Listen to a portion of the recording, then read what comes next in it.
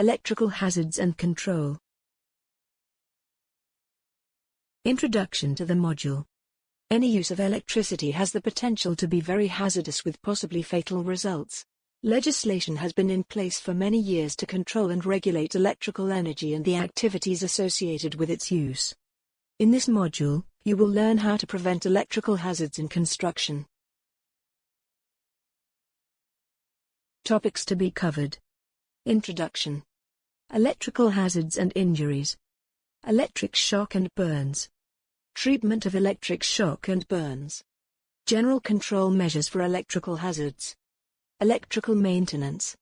Identifying and preventing electrical hazards.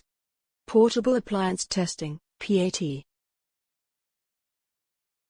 Introduction. Electricity is a commonly used, efficient, and convenient method of transmitting and using energy, but it is also potentially dangerous. New installations always necessitate specialist assistance at all appropriate levels to address both the system's architecture and its related equipment. Electrical systems and equipment must be appropriately selected, installed, used and maintained.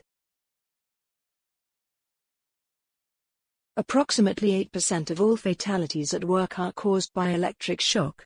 Each year, there have been between 12 and 16 employee deaths caused by electricity, between 210 and 258 serious accidents, and approximately 500 over 3-day incidents.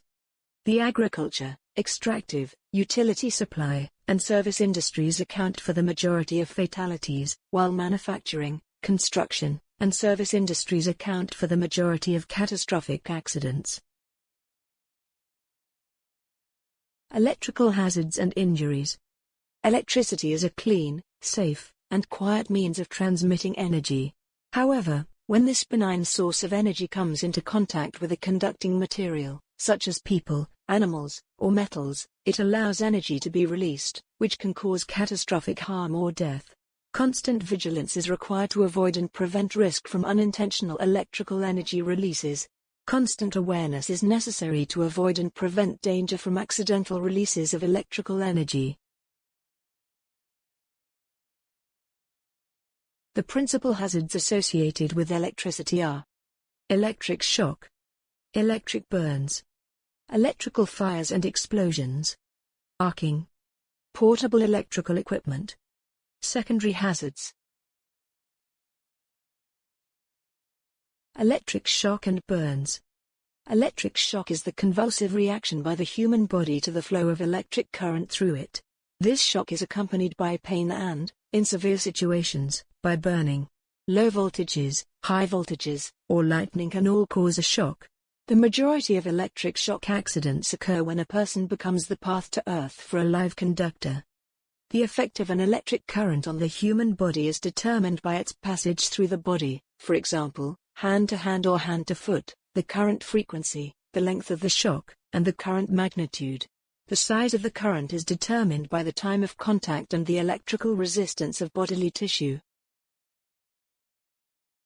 Skin that is wounded, bruised or damaged will considerably reduce human electrical resistance, and work should not be undertaken on electrical equipment if damaged skin is unprotected. Because of the skin's high resistance, burns occur at the point of electrical contact. These burns can be severe, take a long time to heal, and frequently leave permanent scars. Inside the body, burns may form along the direction of the electric current, causing damage to muscle tissue and blood cells.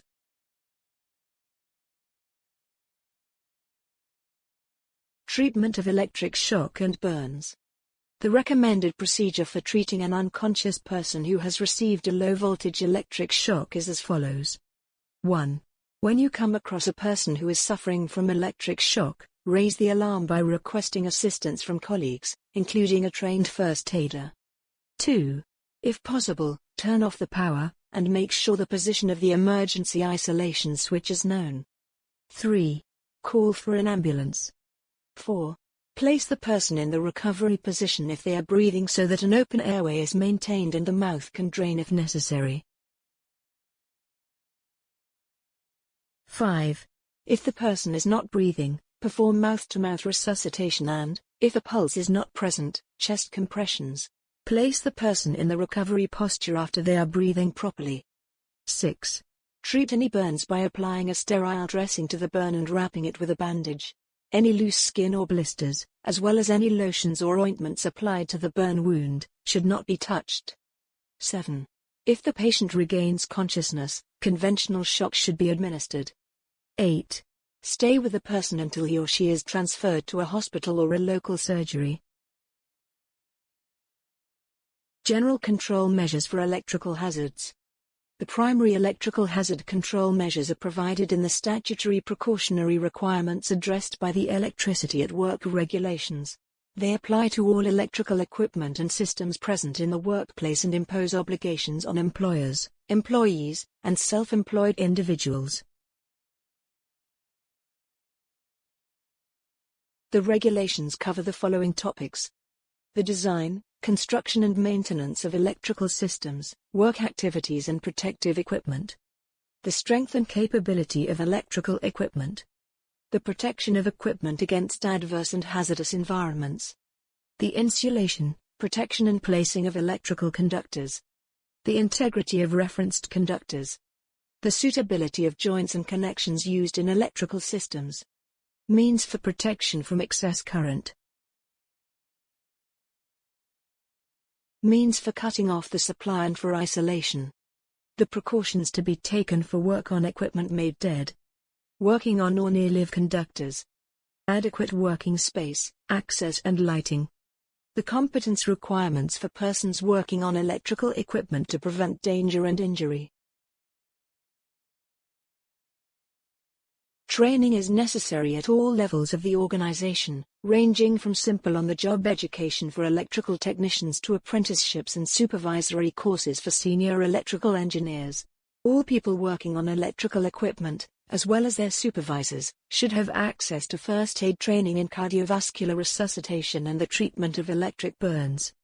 The safe installation, operation and maintenance of the electrical systems must be ensured by the management system.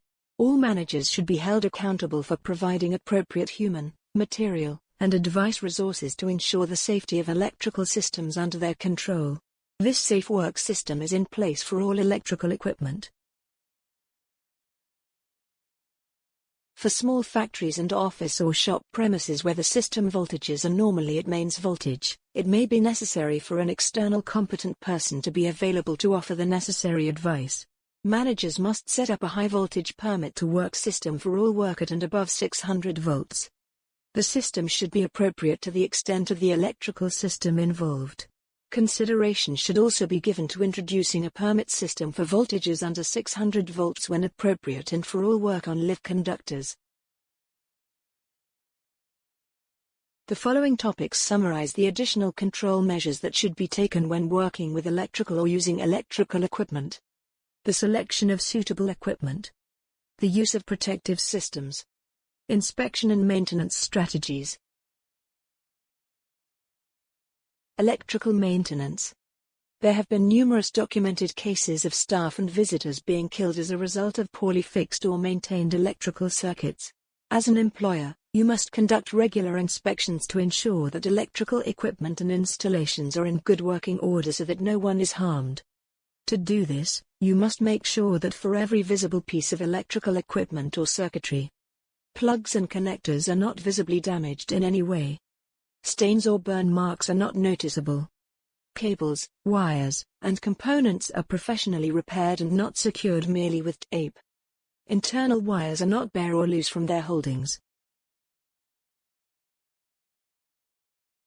You should schedule suitable time checks for all electrical devices and machinery in your facility, depending on the nature of the premises. Equipment that is used frequently and is more prone to damage, power tools, kettles, etc., should be inspected more frequently. More reliable items, desktop PCs, etc., may require fewer visual inspections. Heavy electrical machinery will be subject to installation and legal requirements.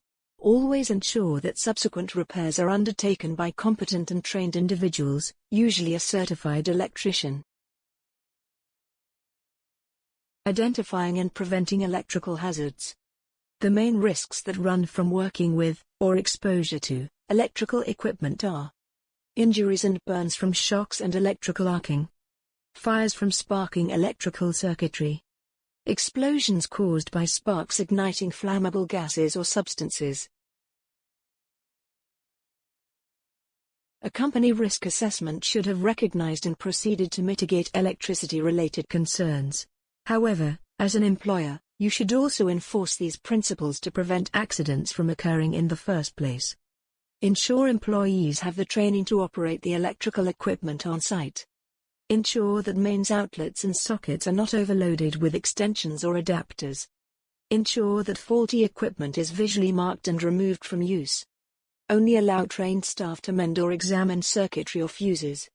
Ensure staff have access to electrical planning sites and diagrams. Ensure devices are powered off before any maintenance or checks.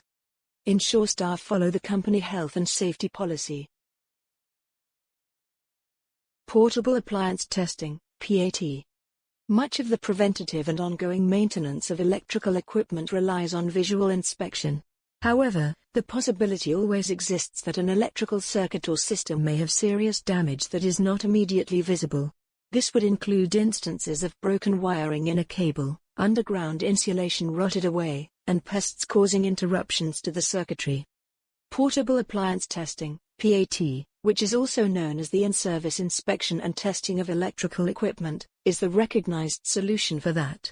Special testing equipment is used to ensure compliance with the British Standard Code of Practice, which will then receive a mark to prove it has been thoroughly tested. The PAT inspection, which must be undertaken by qualified personnel, still performs visual checks, but the equipment will also confirm the correct polarity of supply cables. The fusing is correct and fully active. There is effective termination of cables and cores. That the equipment is suitable for its environment. So not only will you be certain that the equipment or appliance is safe, but you can also be satisfied that it is the right model and version for the job it is performing. Summary. Poorly maintained electrical appliances can easily injure employees. Electricity is a widely used, efficient and convenient, but potentially hazardous method of transmitting and using energy. Electric shock is the convulsive reaction by the human body to the flow of electric current through it. PAT testing can detect unseen hazards and save money. Equipment used regularly and more likely to be damaged should be checked on a more frequent basis, whereas more reliable devices may need fewer visual checks. Thank you. This is the end of this module. Thanks for watching. Happy learning.